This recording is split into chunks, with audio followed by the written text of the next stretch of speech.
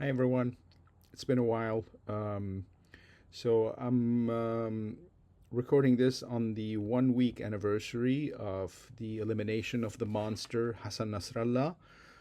So congratulations, Mabruk to all the Lebanese, I should say, but especially the Lebanese wishing to rid themselves of the state within the state that Hassan Nasrallah and his goons have been building over the past 40 years. Congratulations to the Lebanese who are uh, willing to build a sovereign state instead of the submissive farm that they've been nurturing for the past 40 years.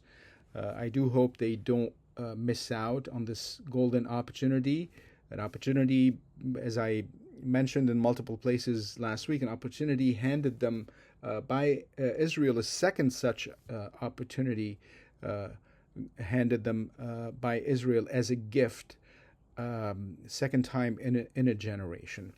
Um, Sadly, so far, all indications seem to be pointing to the reality that Lebanese leaderships, uh, by and large, except for a few voices here and there, but by and large, all Lebanese leaderships, without exception, well, except for the minor two or three exceptions, they remain timorous and unprincipled and submissive demise, more interested in their own immediate personal gain than in building a decent, prosperous, peaceful, 21st century cutting edge modern republic who has and maintains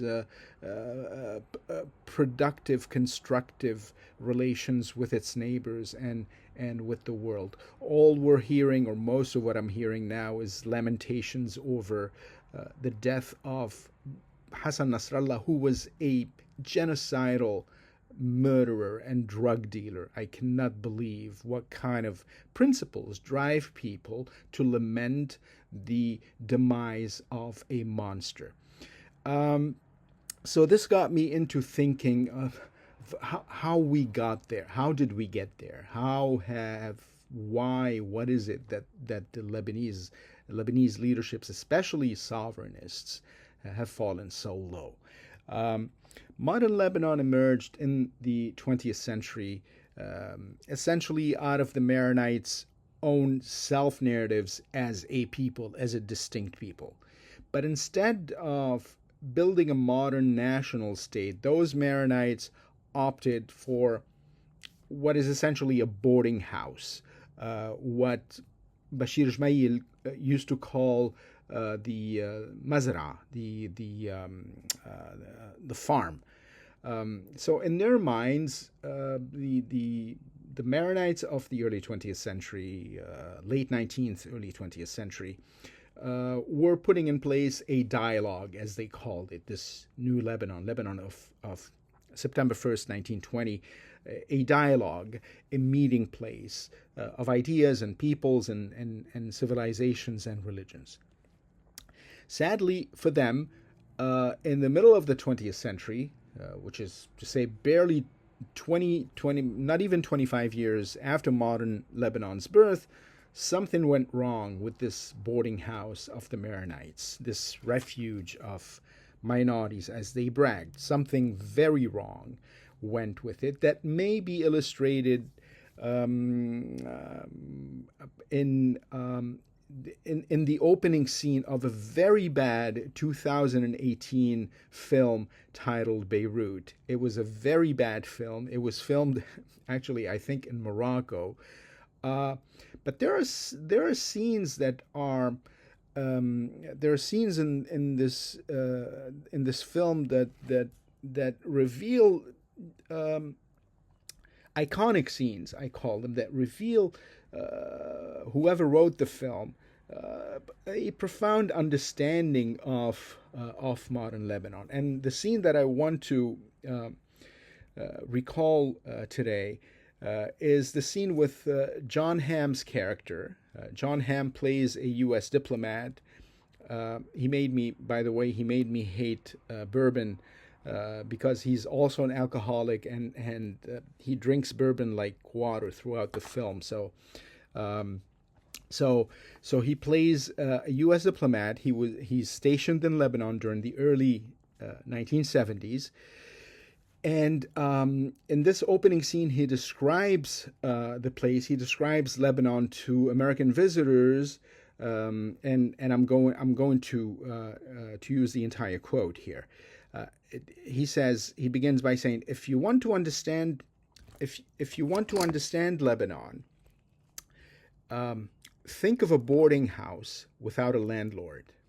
Okay, so this is the meeting place that the Maronites wanted to create, this association, this patchwork of civilizations and religions and peoples and nationalities. So, if you want to understand Lebanon, think of a boarding house without a landlord. Okay, and the only thing that the tenants have in common is their talent for betrayal.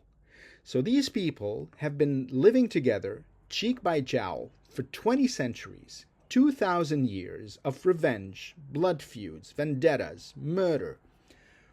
One night, there's a storm, raining like all hell. There's a knock on the door. Who is it? It's the Palestinians. They want in. They've been up and down the block, doors slammed shut in their faces. They're cold, they're tired. They want in, and they want in now.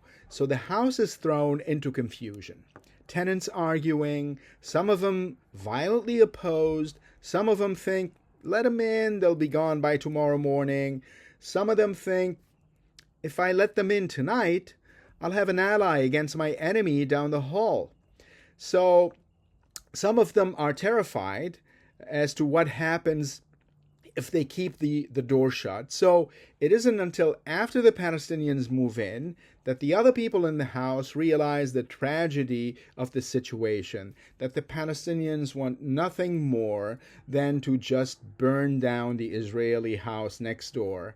And what better staging area than Lebanon? And he concludes by saying, welcome to Beirut.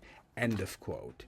Indeed, welcome to Beirut. Welcome to multi-ethnic Lebanon that the Maronites spawned in the 1920s against the better advice of the French at that time, who ended up helping them bring this Lebanon into being, intended as a national home for Maronites and others, because, as I said before, it emerged out of the national imagination of 19th century late 19th century Maronites. So it ended up being a confederation of misfits that should not have been made to live together.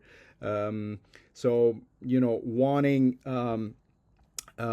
to have their cake and eat it too, the Maronites ended up with no cake at all, eating crow instead. And what John Hamm described with regards to the Palestinians of the 1970s exactly applies to Hezbollah of today, and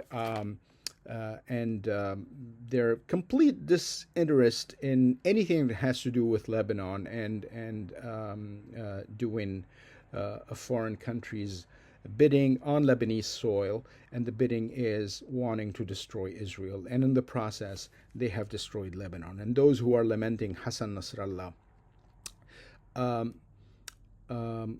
look at history and take heed. Ciao.